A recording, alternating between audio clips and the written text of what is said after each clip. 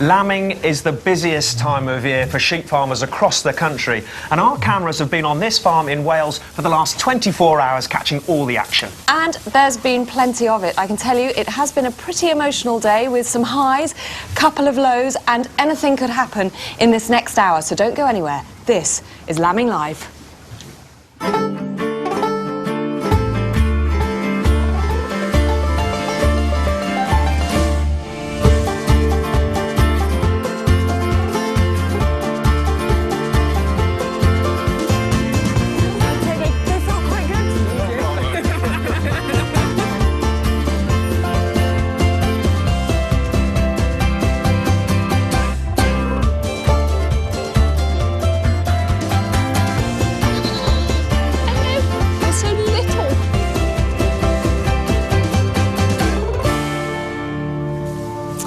Welcome back to the Bevan family farm here in South Wales. Now, at this time of year, over 74,000 sheep farmers will be working all day and all night to help Britain be the biggest producer of lamb in Europe. 16 million, or over 16 million lambs will be born at around this time, some of them right on this farm. Now, if you were watching yesterday, you will remember that Jim Bevin is the man responsible for all these ewes. How are you doing, Jim? Not so bad. Yeah? No, yeah, keep going. Little bit sleepy? Yes, I am. Yeah. I missed a fair bit of sleep, but you've had a hard couple of days, really. Just remind us what you did after the show last night. Well, I've been up a long all day, and I thought, right after the show, I'll have a bath and have a nice relax. Well, I relaxed a bit much and fell asleep for 2 hours in the bath. Oh my goodness, you must have been absolutely frozen. It was freezing when I got out. And the thing was, then I had to come back out here, so get dressed, back out here, and it wasn't a nice quiet night. The night that I was here with you, it was very quiet. Last night, you came out, what, about sort of 2 o'clock in the morning to a lamb that was, or a ewe that was having real problems giving birth. Yeah, she was having a lot of trouble, and what it was a foot back. Right. So I had to get in there. It was a big lamb, so get in there, get the foot forward, because she wouldn't come out with a leg and a head. So right. But lamb came out. You're rubbing the nose of the ewe on the lamb now. Why is that? Well, she had a hard time, and she was lying down and wasn't going to lick it, so I rubbed the nose on it to get it to like its lamb a bit more. Right, and now they're fine, bonded well? Yeah, fine, not a problem. No, good lambs. That's very good news. So that was your first sort of problem birth of the night. And then the second one was something I've never heard of. Was it something about the lambs being too small to suckle? Well, what it is the teats are a lot bigger on this ewe than usual, and they were quite hard and they wouldn't fit in the lamb's mouth. So what it was, we had to strip it out. So you milked the ewe of the colostrum, is that right? That's right, yeah. And the colostrum, why is that so important for these lambs to have it? It's very important, the colostrum. It's the first milk out of the ewe, and you've got to get that into the lamb within the first 6 hours. Because it's got all the antibodies and things in it, is that right? Yeah, and all the goodness in it, like, so... So those lambs, I gather, are also absolutely fine? Yeah, they're fine now. Doing good. And now, does that mean, though, that if her teats are too big for them, that you'll have to bottle feed them for the rest of their lives until they're weaned? No, as soon as they get strong enough, like, that's only when they were very small. When they get strong enough, they'll be able to manage to grip onto the tit, like, and suck themselves in. So they'll be absolutely fine. Yeah, they'll be once they got that colostrum in. That's right, as long as they got the strength in them, that's what they're looking for. Yeah. Now, again, if you were watching yesterday, you may remember that there was a ewe that teased us like mad, didn't she? She was lying in the other barn, which we'll go over to a little bit later in the programme, and looking for all the world like she was going to lamb, and we were thinking, first night, live lambing, absolutely fantastic. Did she lamb last night? No. Not during the show. Did she lamb last night? No, she didn't, but she lambed in the early hours of the morning, so we had them then, but we had good lambs out of her as well, so they were good, two good strong Well, and we have got her. She's actually in this shed there, so you can see her with her lambs all cuddled up and very, very comfortable. That's right. So, yes, maybe, just maybe, we will get a live lambing tonight. We've got a bet on it anyway. Now, if you were watching yesterday, you will have seen that well, you'd have got Jim's sort of instruction on how to buy the most perfect ram. You'll also have found out what to do with your ewes to make them absolutely irresistible to that lamb. Tonight, I am going to be showing you my most exciting day in the lambing year, my very first lambing, the first time I assisted it. But before we get on to all that, you may be asking why Jim knows, he can be so sure how many lambs each of his ewes are expecting. And you may also be asking, when you look out at these ewes, why they've got sort of splotches of coloured paint all over them. Well, there's a very simple explanation, and it's called scanning.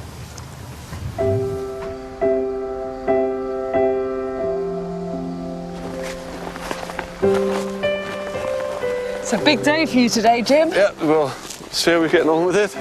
And when you say how you get on, I mean, obviously what you're looking for is that every single one of these ewes be pregnant. That's what you want. That's the ideal situation. So we'll see if Shanks and Hercules have done a good job. Yeah, that's what it's all about. Thank you for my Christmas present. Oh, it's a pleasure. You know, I saw that hat and thought of your head and thought, yeah, that's a marriage made in heaven, that one. Steady, lass, come here. Scanning is a critical day in the Bevan family calendar. It's all hands on deck as our flock of 305 March lambers are led through the process. The ewes are 90 days into their pregnancy, and it's the perfect time to get a clear picture of what's going on. To do that, they bring in Kelly Atkinson with his mobile scanning unit. He checks every ewe to see exactly how many lambs each one is carrying. It's on the tummy. It's exactly like you would scan a pregnant woman. It's just been adapted for livestock. You use warm water, do you? I do on a cold day especially, yes. It keeps them happy. Its head's there, that's brighter white. That's the lamb's skull. The white dot moving right there is its heartbeat. You can see the flicker of the valve there. It's just pulsating, yeah, you got it.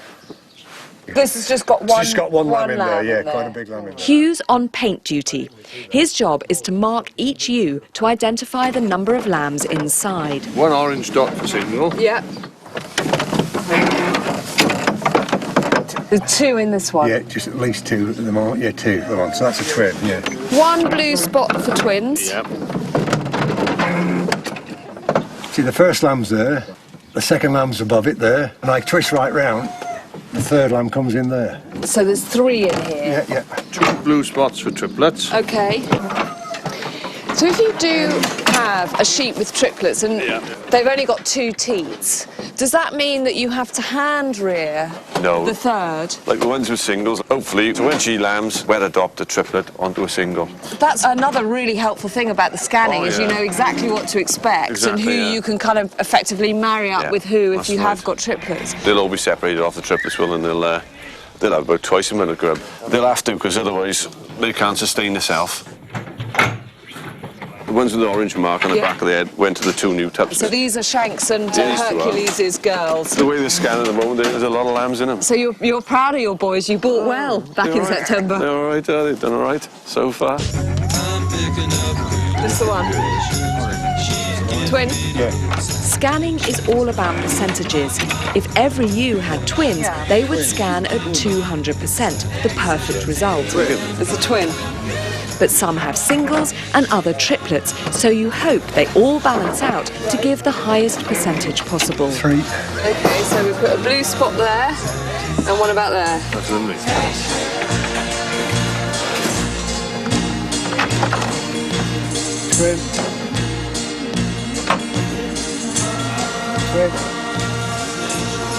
Twin. 3.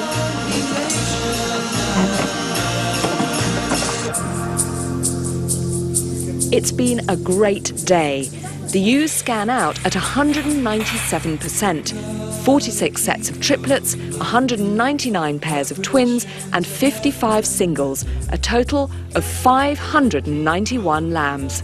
The Bevins are happy, and to top it all off, Jim has a real treat in store for me.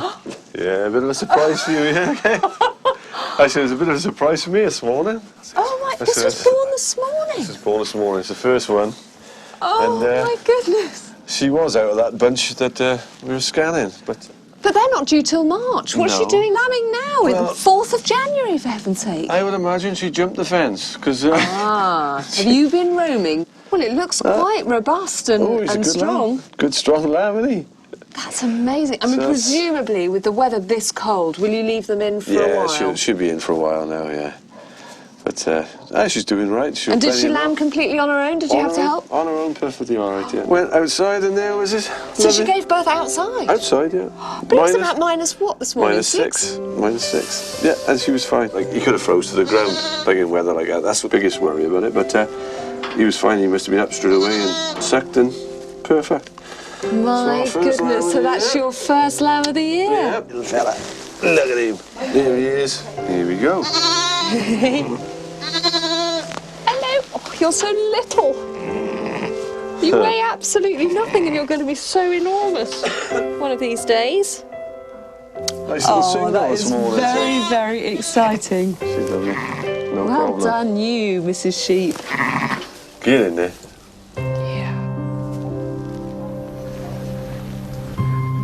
Now, I've got 650 breeding ewes on my farm, and we scanned them just a few weeks ago. And I really think the development of scanning is a fantastic tool to help, particularly with the nutrition of your sheep. Hi, Kate. This is Kate Bevin, who's Jim's wife, busy working away in here. Now, with this scanning, you've got lots of twins and triplets, so, you know, it's important for you. It is very important, especially when it comes to the nutrition of the sheep. Because obviously if you give too much food to a ewe that's expecting one lamb, you can end up with a really big lamb that's difficult to give birth to.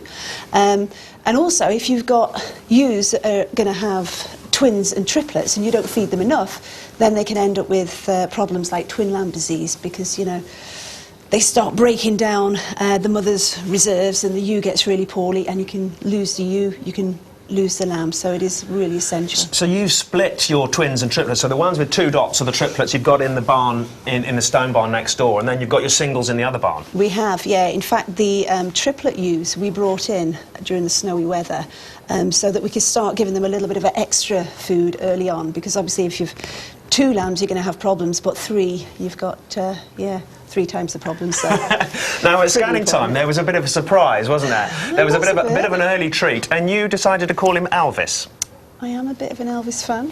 So where is he now? Yeah, he's frolicking out in the fields at the moment. Yeah, he was a very pleasant surprise, but he's doing. Look at him, he's that big white one on the left. He's an absolute thumper, isn't he? He's a stonking lamb. He really is. Yeah, he's a bit of a handsome chap. Now he's only 16 weeks old, and you know I think the other lambs are a bit jealous of him, aren't they? I think they're a bit jealous, and I think, you know, watch his space, because we don't castrate. You never know. He could be a tup in waiting.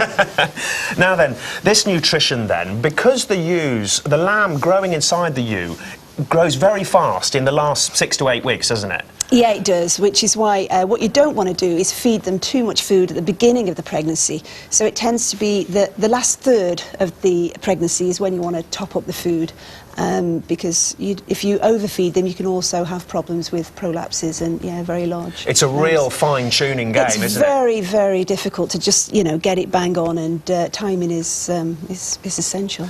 Now, we saw these little lambs on the programme last night. This ewe gave birth to triplets, and she sadly lost 2 of the lambs, but she's still got 1. She's still got 1, yeah. The good news and bad news, the one weedy one did unfortunately, die this morning. But the good news is that she's been up on her feet. She's doing really, really well. And the little lamb, who's fast asleep. And the guys were feeding that last night? Yeah, and no need to tube anymore. It's suckling, and in fact today we're suckling off mum as well. So fingers crossed that, we've got a good result. Well, that's great news.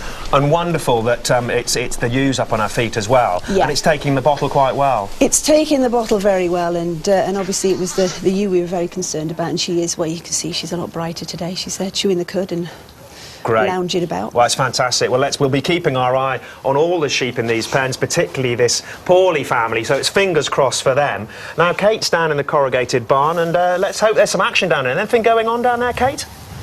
Well, we have been keeping a very close eye on all the ewes in here, and Jim has been casting his expert glance around to see if anything is in labour. But we're going to put you to the test now, and using our flying camera, we're going to take it around the ewes, so if it can start doing that, and see if you can spot if there are any ewes out there that look like they might be looking like they're about to give birth. Now, Jim and I had a little wander around just now. It's looking pretty quiet, Jim, isn't it? Yes, it is looking quiet at the moment. Yeah. You see, you're worried you're going to lose your bet tonight, aren't you? I am worried.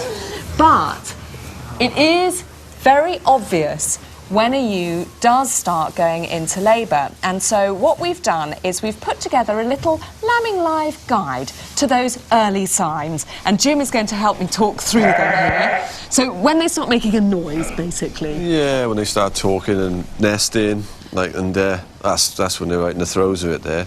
So like stargazing, that's what you call that, isn't it? Where she puts her head up. That's it. And classic, that is, like stargazing. And like that's the absolute last stage. It's very, very obvious what's going on there. So just to reiterate, if we see any of our ewes here pawing the ground, making a bit of noise, as you say, looking restless, head up, that could be a sign. Keep your eyes peeled. Now then, I know what. Oh yes, my big moment. I can't believe I forgot this. There are 900 ewes on this farm, and so there were some that lambed earlier in the season. So I was here in January to learn the ropes, and I joined Kate very, very early on a very cold morning. It's 5:30 in the morning, and we're about to enter the lambing shed as quietly as possible. So this is the maternity ward in here, and I can see that there are ewes with lambs that must have been born last night. They like to lamb first thing in the morning because the lamb's got time then to get up and on its feet before any sort of predators get around. Oh, that's a very good point, because I just thought they did it to make our lives a misery. It's the best part of the day. It is, you're right. Shall we go in? Does it pull back? Sorry, girls.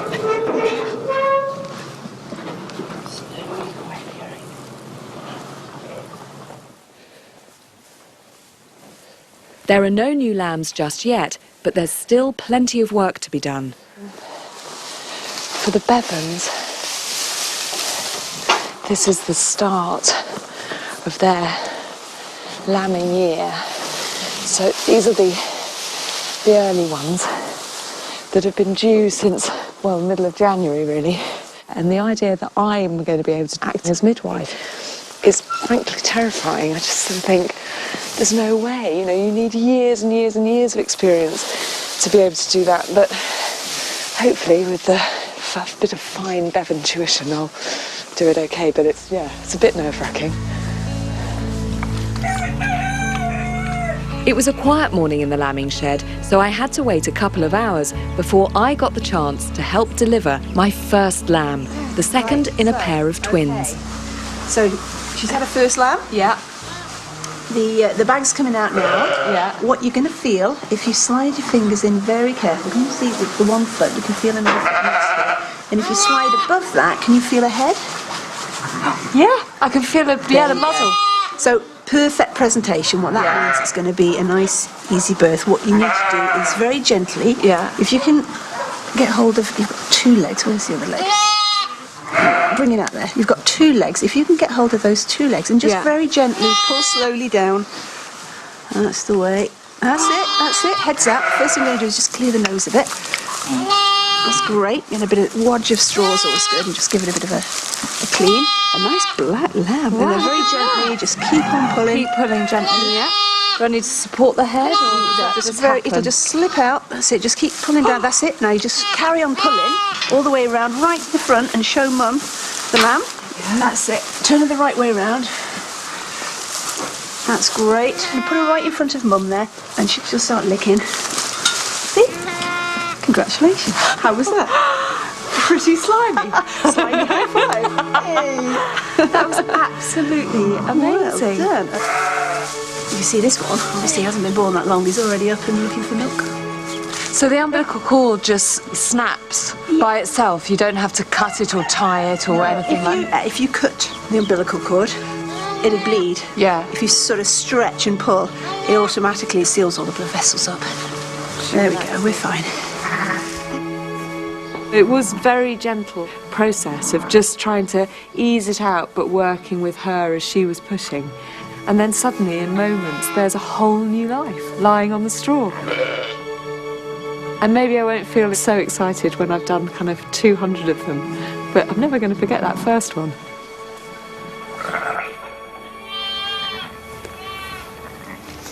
And I haven't forgotten it. I mean, it was just the most amazing morning. It's pretty special, isn't it? I mean, do you still find it special, even though, you know, you've lambed hundreds of lambs in your time? Yeah, it's something you don't sort of get used to it. Each time is pretty special. It's a new life. It is, isn't it? You know, you are taking part in that new life. And of course, once this little lamb was born, she was put in a pen like these ones here, and she was able then to bond with her mother and her sibling. And once she looked strong enough, then she was put out in the field. And here you are, you can see her. She's out there, the little black lamb. But Kate, I don't know, there's something about her that just doesn't look quite right. No, from day one, to be honest, she's never been 100%. You know, when some sheep are just not firing on all four cylinders. You know, and she's just one of those lambs. Now, I have to ask, obviously, was that something that I did? No, not at all. Not at all. No, it's just they're like people. You know? Everyone is different. They've all got different characters. They've all got different health problems. So no. So she was just a little bit wobbly. Yeah, just a little bit wobbly. Well, last week when Adam and I came down to the farm, we went out with Jim to have a look at the lambs, and obviously we checked up on the little black lamb. It's had everything in creation. It's had antibiotics and tried to bottle feed it and everything else. And it's just one of them lambs that just won't do. You know, she's got that slightly kind of floppy neck and... Yeah, she doesn't look right, does she? But, come here, don't listen to them, because you're still gorgeous. She might make it yet. You might make it, you might be a fighter. Is it worth taking it off, bringing it inside, do you think, or...? She could go in with them, in with those tiddler lambs. So that's what we did. We brought her in, and you can see there that I'm trying to persuade her to take a bottle. She hasn't been brilliant at taking a bottle, has she? No, she hasn't. You know, we've got the other pet lambs, and they'll gut sit down, but she'll have a little bit at a time. But no. Well, we can show you her. She's here. Are we allowed, Kate, to say what you named her? I have to say this wasn't a vanity project on my part. She is Little Humble. She is Little Humble, so obviously I am desperate to make sure she does okay. Come on, little one. Now, I know, here she is. Oh, you're such a pretty girl. Shall we see? I know these two are going to go mad, aren't they, if we try and bottle feed her. But let's see if she will take a bottle. And while Kate is doing that, you know that she is one of these people who can multitask like the best of them. Oh, come on, girl, let's see. There we go. If we can do this. Come on, girl. That's great. She's There she is. Oh, she is doing well. Yeah, she's sucking so much better now. Oh, that's so much better. And how about her sibling? I mean, no problems there? No, out in the fields, no problems there at all, you know. But no, this is great. She'll probably take about half a bottle. She's unlikely to take a full bottle, but she's coming on really well, and she's eating lots of. She's nibbling on the hay now. Yeah. She's nibbling on the creep, you know, the little baby food for sheep.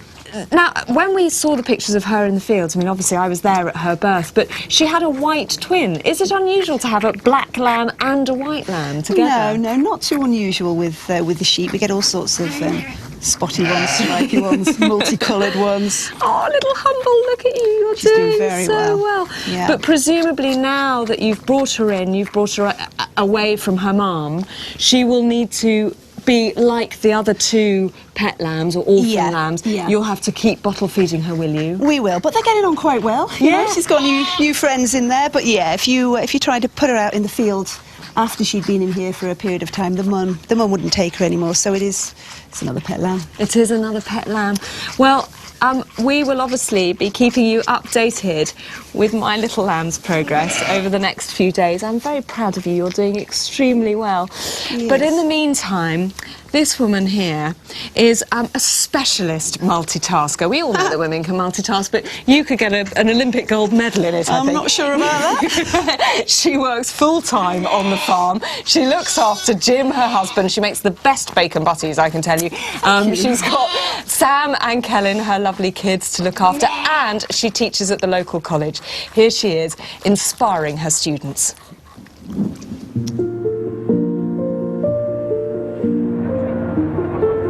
I'm taking my students on a day trip to Pembrokeshire in West Wales. We're off to, first of all, see seals in the wild, and then we're off to the seal hospital so they can get some hands-on experience. And to follow on from that, they're going to release them back into the wild. I was brought up on the coast, so I do miss the sea a bit, and although where we live is beautiful, it's always great to see the sea. It's where we have our family holidays as well, and it's one of our favourite parts of the world, so it's a working day, but it's a fun working day for me.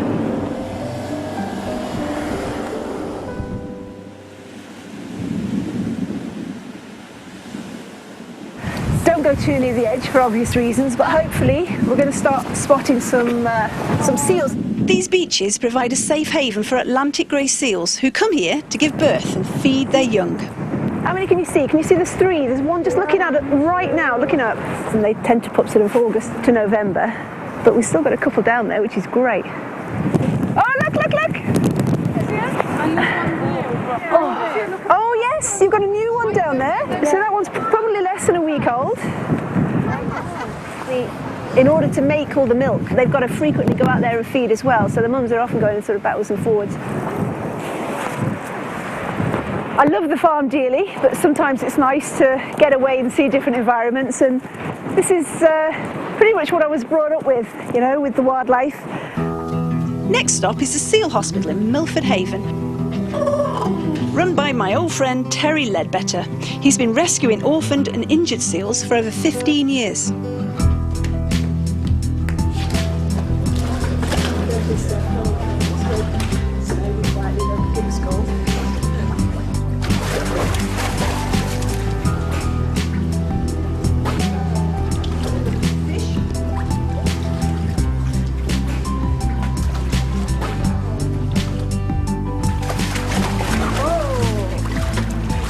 All these baby seals are orphans. The reason they're here is basically because of weather. You get some high tides, they're born on little coves off the islands and around the mainland, and they literally get separated from their mothers. They're big enough to release, they're fit and well, so there's no reason why they can't go back. It is completely different to sheep. I'm not a true farmer, you know, I'm a farmer's wife. I do love the sheep and I love working with the sheep, but it's not the same, is it? I mean, these seals are unpredictable. Sheep are pretty predictable.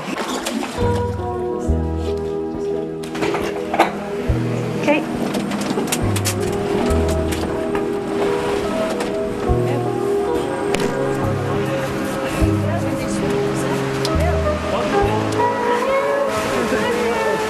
Ah, come on, buddies. How'd you go? It's that way. It's that way. This is what it's all about, isn't it? I want to see them go back. Oh, there they go, there they go! Well, I'm not sure I'd get in there. I just did! This is the beach where me and Jim, Sam and Kellen go swimming every year. And we're releasing these seals back where they belong. No words can explain how excited I am today, because it's just been a brilliant day.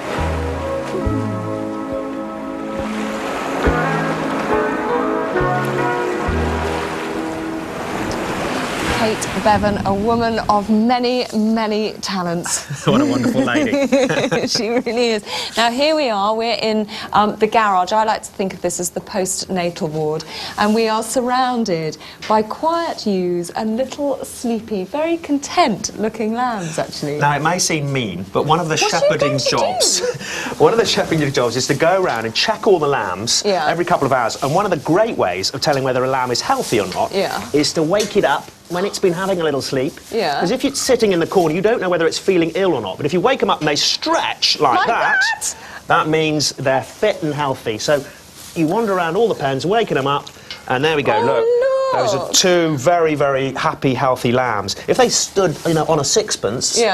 Looking all sort of tucked up and miserable. They'd be feeling poorly. You need to do something about it. That's amazing, but still quite mean. Look, I mean, I can't possibly... Actually, I am going to wake that up a little bit later, and I'll tell you why. Because we asked you last night whether you had any questions, and we said if you have, then you can send them in to us at lambinglive@bbc.co.uk, and you surely did. And lots of you wanted to know about the North Ronaldsay sheep that Adam and his dad, well, kind of more or less rescued, really, because they're a very rare breed, Pretty aren't much, they? yes. Yeah, we bought some onto another island up in the Orkney Islands and then bought a number of them home down to the farm. Now, as you can see, you know, these are sheep that live on the shoreline, and the astonishing thing is that they eat seaweed. So what our viewers, including Mike and Lorna Taylor and Sylvia Durrant, want to know is, how do you feed them seaweed when your farm is in the Cotswolds, not a place known for its seaside location? Completely landlocked. Well, actually, they do get a little bit of grass to graze on the Orkney Islands, but when we brought them south and put them on the grass on the Cotswolds, they thought they were in heaven. You know, they didn't miss the seaweed at all, it didn't seem. And we did worry that we might have to import seaweed for them, but actually, they just love grass, manage perfectly well. We've still got some of the descendants of those sheep on the farm at home now, and there are lots of other little flocks all over the British Isles. All doing very well on Absolutely grass. great. And I mean, I've seen people who keep marine animals in fresh water, and they have to give them salt tablets to kind of replace the salt that they would naturally have in their natural habitat. Do you need to do the same with them? Because presumably seaweed is packed full of salt. Absolutely. No, we don't really, but what we do with all our livestock at home is give them salt licks in all the fields, in fact, for the sheep and cattle, and they do love it, and it does help with their nutrition, so they get that anyway. So it's not like humans are constantly being told, don't eat salt. No. Actually, they need it. They do, yeah. They do need it. OK, now, another question that we got in was from Mark Salisbury, and you wanted to know whether the umbilical cord is cut or just snapped. Well, Mark, if you were watching carefully my first lambing film, that would have answered your question, but just in case you were having a scratch or making a cup of tea, we'll just reiterate, and I'm going to do it by waking up this poor little lamb, and it's all your fault. So I'm sorry, little one. There is also no elegant way for me to do this, so excuse me. Come on, Tiny. Right, now, as you can see, here is a little lamb that was born earlier today, and there, I know, I'm not going to take you away from your mum for very long.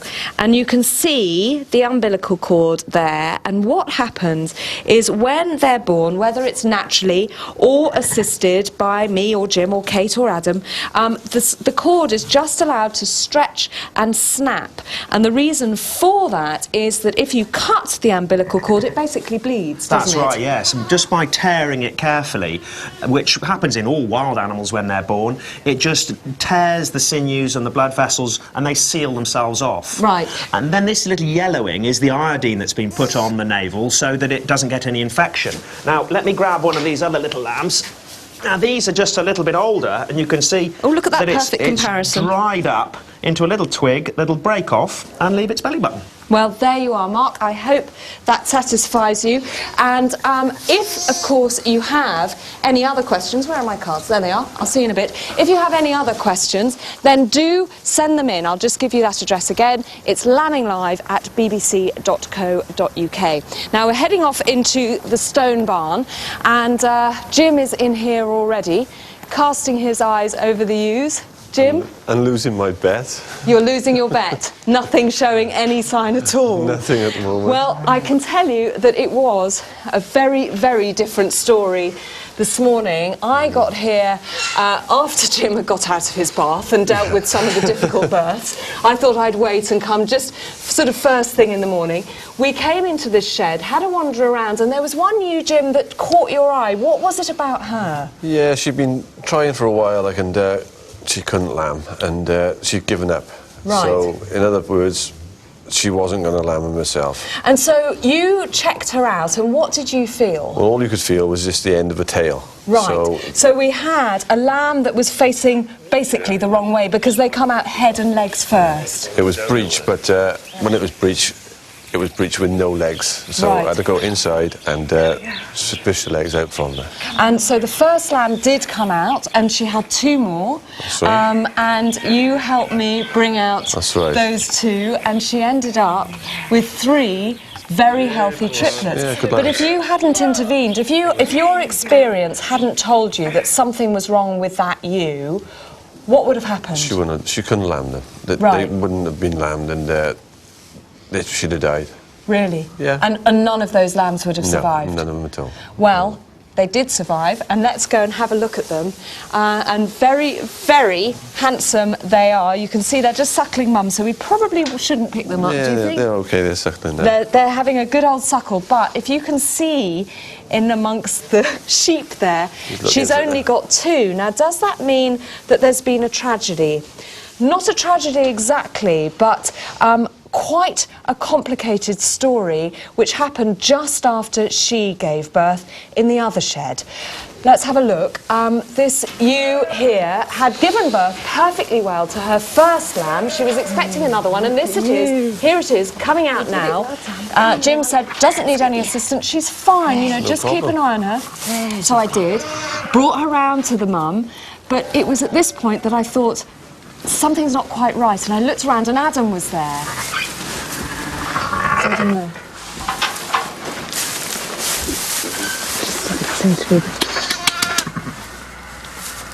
Just give it a swing, shall we? Yeah. Yeah.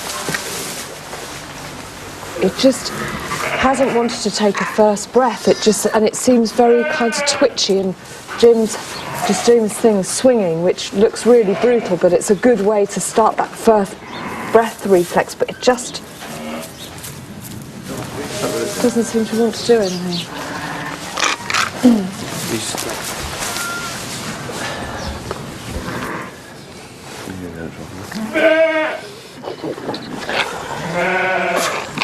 It's not inflating his lungs.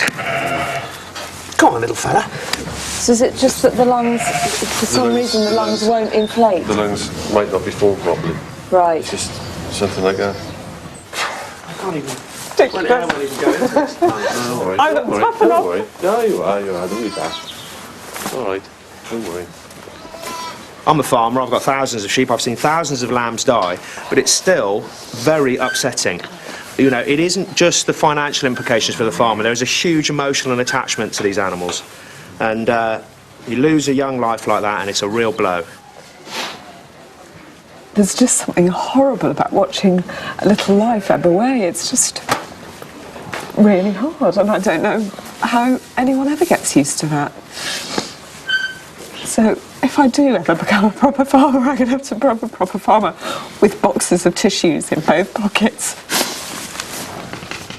I am hopeless. No, not at all. You do get sentimental towards these animals, and when something like that happens, it can be hard. Like if you haven't got a reason. Yeah. So me and Adam decided we were going to see if there was a reason for it, and we cut it open, and the lungs hadn't formed, and there was just like a little slither of liver for a lung, and they wouldn't inflate, so there was no way it was that lamb going to live. So that was as you suspected. It was just one of those things that the lamb hadn't formed properly. It looked perfectly fine, but internally it just and it wasn't going to work. The heart was rather large as well, which was strange. So it wasn't going to live, and it was just one of those things in farming which you sort of got to live with occasionally. Yeah. You don't like it, but no. It happens. No, I know. I've got a lot to learn still. Right. I really have, including getting a little bit tougher, I think. But the story doesn't end there. Let's remind you that we just have triplets in here. Sheep only have 2 teats. Adam is over in the corrugated barn and he's going to pick up the story. Well, the reason that Kate has only got 2 of those little lambs left in the stone barn is because one of them is down here, and what we have done is adopted it onto the ewe that tragically lost one of her lambs. So now she has 2 and the ewe left in the stone barn has 2. And as Kate was saying, a ewe has got 2 teats. Let me just sit this girl down. There we go. A ewe has got 2 teats, and this ewe has got plenty of milk here. You can see a big full udder, plenty of milk to feed these 2 lambs. So if it was a triplet lamb left, it may have to be bottle fed, and now they'll be reared by the ewe, which is just perfect. Now, I've been looking at all sorts of different breeds across the country, and a little while ago I went up north to discover how these particular sheep are bred, because these are modern and productive, and it's a little bit complicated.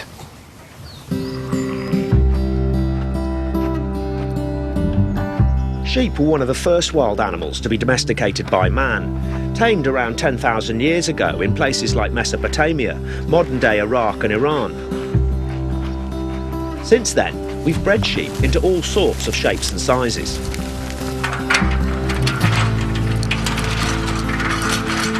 There are over 60 breeds of sheep in Britain, and I've got a selection of them here. From the most primitive breed, this is a Soay that have been around for over 5,000 years, ended up isolated on the island of Soay and Herta in the St Kilda Islands. A very small sheep, tough, hardy breed. Their meat is dark and lean and very, very tasty. Real little survivors. Then the Vikings invaded, and with them they brought their stock. Here we've got a 4-horned Hebridean. The Hebridean and the Manx Lockton are the Viking sheep, and they have 2, 4, or sometimes 6 horns. Then we've got the Cotswold here. He's a wool breed, and he's absolutely huge. The bigger the frame and the bigger the carcass, the more wool you get. And it was thought that the Romans introduced these sheep into the country. When they got here, all they found were our little primitive breeds like the Soay, and they needed lots of meat and lots of wool for their clothing to keep them warm and well fed. And the Cotswold is famous for its wool. This long, lustrous fleece was known as the Golden Fleece. But now sheep are more valued for their meat than their wool. And underneath all these dreadlocks is quite a big, rangy frame. So we wanted a meat-producing machine, and this is it, the Texel. Big, broad shoulders and chops along its back. And this is what it's all about. That's a great big fella. Look at these. Legs of lamb here. Big, strong, meaty breed. But this Texel ram is only part of the meat breeding story. Today, the majority of the lamb you buy in the shops comes from just one kind of sheep, and it's not even a pure breed at all, but a rather unlikely combination, and it's bred up north.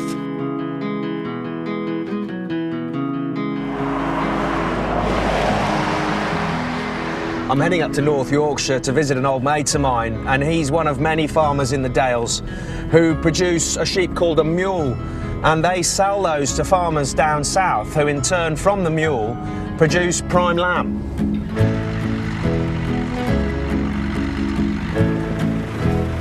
To make a mule, you need to start off with a hill breed like a Swaledale. I'm here to give Neil Hesseltine a hand laying down some winter feed. I expect it's been tough in the snow, is it? It has. It's been the first day when we haven't had a lying snow for about a month. Yeah, it's been horrendous. Yeah. That's why we've been feeding them really, because normally they'd be up on the tops and we'd just sort of take them a bit of cake if necessary, but with there being the snow we've had to bring them down and feed them every day with the big bales. So yeah, let's give them the size and they're looking hungry. They are.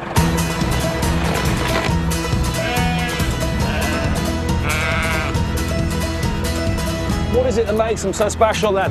Well, they're just suited to the environment. They're just able to live on the hills basically, yeah. Which is crucial. You know, they've got to be able to, at certain times of the year, fend for themselves, and that's really what tough. Yeah, it is. Yeah. Although they're hardy, a hill breed doesn't produce many lambs. Enter the magic ingredient. To make a mule, you need a much more delicate sheep that Neil keeps in his shed. These are the blue-faced Leicesters. They're a bit soft and they can't cope with the cold weather. So Neil keeps them indoors, and they're really funny looking sheep. They've got these great big ears and long necks, and they look very similar to the goat. In fact, there's a goat in here that's produced milk for any of the triplet lambs that are born. So when they're orphaned off, Neil feeds them on goat milk. They have lots of lambs, but as a breed they're a bit soft and rather hard to keep alive. Neither the blue-faced Leicester nor the Swaledale make the best lambs for the table by themselves. We've just got these two sheep out of the shed just to show you what they're like, and they're so different as breeds. The little Swaledale here, tough little ewe that survives up on the hills, great mothers. And then this fella is a blue-faced Leicester ram. And when you cross a blue-faced Leicester ram onto a Swaledale ewe, you get the Mule. And it's that hybrid vigour. You get a knit of these two breeds and the best attributes of them both. So the Mule has lovely wool, lots of milk, has plenty of lambs from the blue-faced Leicester, and then is hardy and good mother like the Swaledale. The Mule is then sold south to more fertile grasslands. It's mules that the Bevins have on their farm in Wales.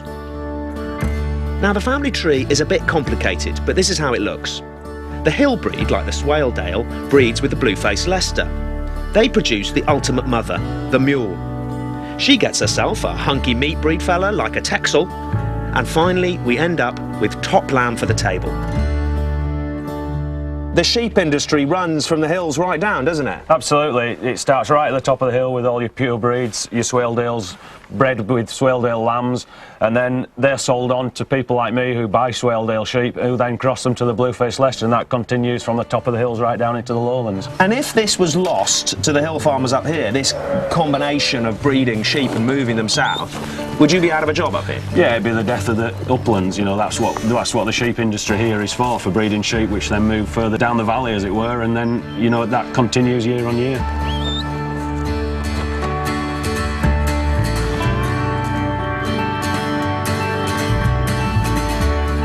In this way, mule breeding helps make the most of the British landscape and all our shepherding traditions.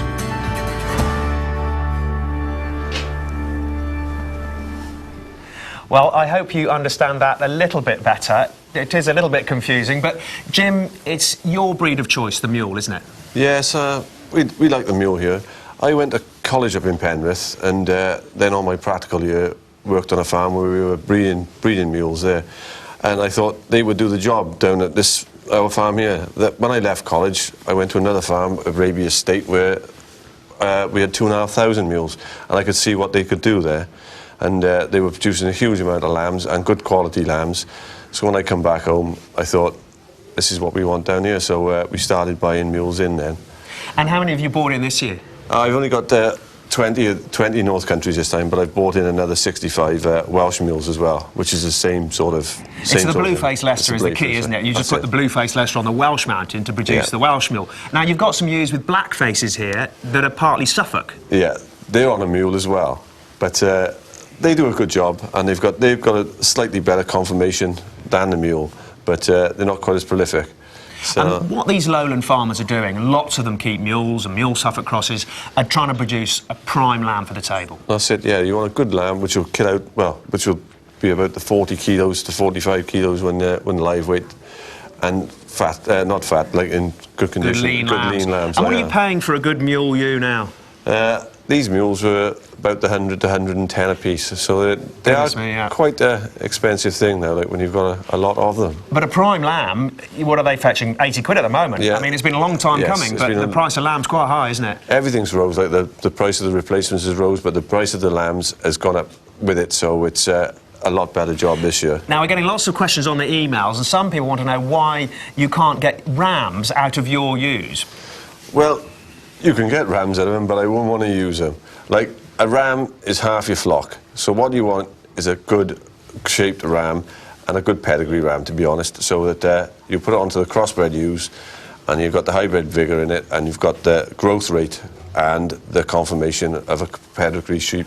on these. Hybrid vigour is when you get the pedigree attributes of that ram, crossed with these ewes, and that gets your perfect lamb. That's right, yeah.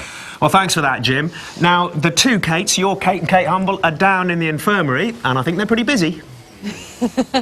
Well, we have been a little bit busy, but we are just indulging ourselves. Well, I am. I'm just checking up on little Humble here. And as you can see, she thinks she's far too grown up for milk and is having a go at hay. But it is also time for her little stable mates to have their food. So, Kate, shall I pass, if I can lift them? They've got so big. Now, if you were watching last night, you would have met these two. These are Cherry and Cherub, and they are sadly orphaned lambs, which is why they had to be bottle fed. And you will see that there are no worries with them about taking the bottle. There you are, there you are. And they actually sort of butt it exactly like they would their mother. Are they sort of easier on the floor? They are. You're making a right mess of it. Covered, hold that. Hang on, I'm going to put you on the floor because I'm not doing this very well, Kate. I think they watched their mate being fed earlier, and yeah, they were ready for it. There you go. Come on. There you are. You're on. You're on. No, you're not. I can't believe that this is going on. We've got escaped lambs. You can see that their appetite is way better than Humble's. Look, you've obviously got the knack, and I'm just doing this very badly indeed. Come on, you concentrate now. So, and again, presumably, these two will be bottle fed until they're old enough to go out and eat grass, basically. Yeah, they will. I mean, they're again, you know, they've got a little bit of creep. And a little bit of hay. Is the baby food for sheep. Right. But they're not eating anywhere near as much as Humble is, so she's taking more sort of creep and less milk. And as you can see, they're still loving the milk. Absolutely. We're going to be, covered in it. You know what, we need waterproofs now. We are. Well, we're going to carry on feeding these two. But this farm, like so many modern farms, can't just rely on having sheep. They've also got cattle as well. And we're going to go back now to the second instalment of the Bevan family video diary and the onset of winter.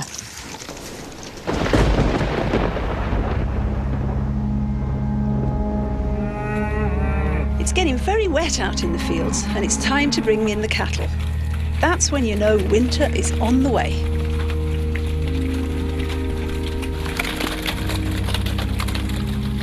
It's come to that time of year where the ground is getting saturated and the cattle don't like it. I don't like it. Because it just makes such a mess. We're in the wrong climate to keep cattle out all the time, so we got to bring them in. It's no good moving cattle with the dogs because you'll spook them. Just respect them and let them go at their own pace, really. And they're moving so well. They know where they're going. They know they've got a nice warm shed waiting for them.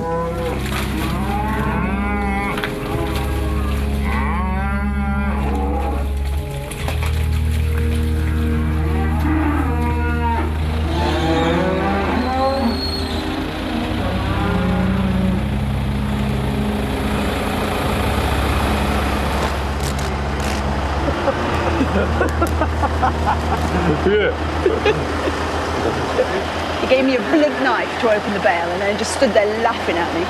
I'll resign. You're sacked. Yeah, I wish. Drop me wages.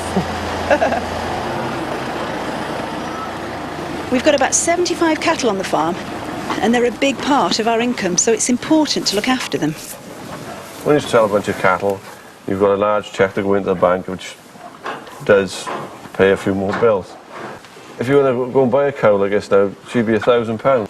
Quite expensive commodity on the farm, like. And if they produce a good calf every year, they're worth it.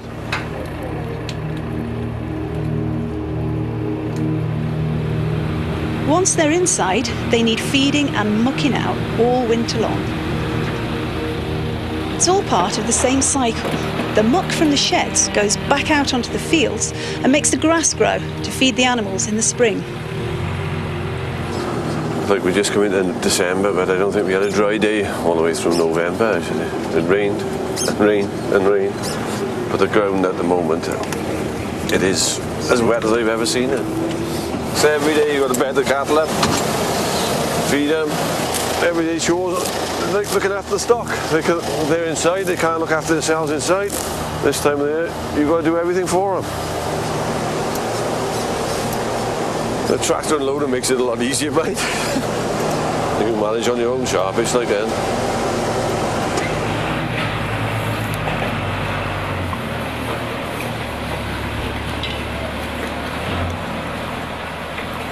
Like, you've got to try and keep them as clean as possible. It's like if you haven't got them clean, the calves won't suck, and they're not happy if they're not clean. So what I'm going to do now is I'm going to spread this straw in here. Every day this gets done. And like twice, 3 times a week, you clean the fronts out in front of the mangers. So it keeps them clean there. Some of these can be ball breakers. So all I go, all it bailed up like. Whoa.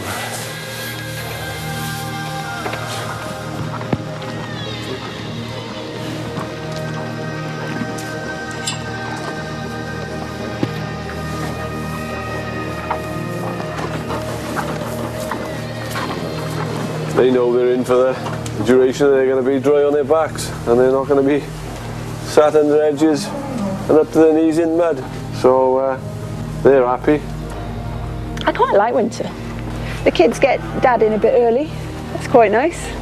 There's only so much you can do in the dark. But you know the dark nights are coming when you get the cows in.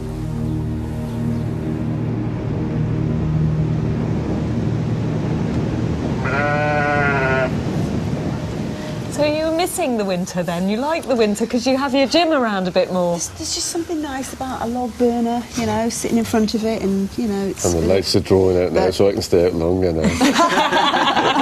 Yeah, see less of him now, you know. Absolutely. But I mean, there are the excitements of spring, and my goodness, I mean, lambing today just seems to have really picked up. Yeah, it will now, from now on, like from the start to sort of up to about 10-15 days, and it'll peak then, sort of, and you'll have a lot of day. So it's just going to be a sort of roller coaster from now on. It's going to get busier. Oh, it's been pretty busy so far, hasn't it? Come on, Stefan. I've got them all here. Our team have got all the statistics, if you could say it, here. There are 300 ewes to start off with. Yeah. 51 of lambs so far, 249 left to lamb. Yeah. So 92 lambs born over the 2 days that we've been here. That's pretty good going, isn't it? Pretty good really going. good. None live yet, Jim. No, That's 20 quid, remember? I Bum. know. I know. We'll double the quits tomorrow night. Absolutely. But of course, I did have my real roller coaster emotional ride today. And having experienced the loss of a lamb, I felt really unwilling about going back and lambing anything else. But Jim said, you know what, it's a little bit like riding a bike or falling off a horse. You've got to go back in straight away. So that's exactly what he made me do. Have a look at this. Yeah.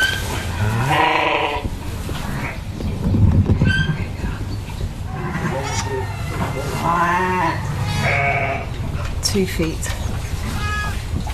There we go. Can I get your face back? Yeah. Exactly. It was all about, isn't it? Yeah. Take me out. 5 minutes.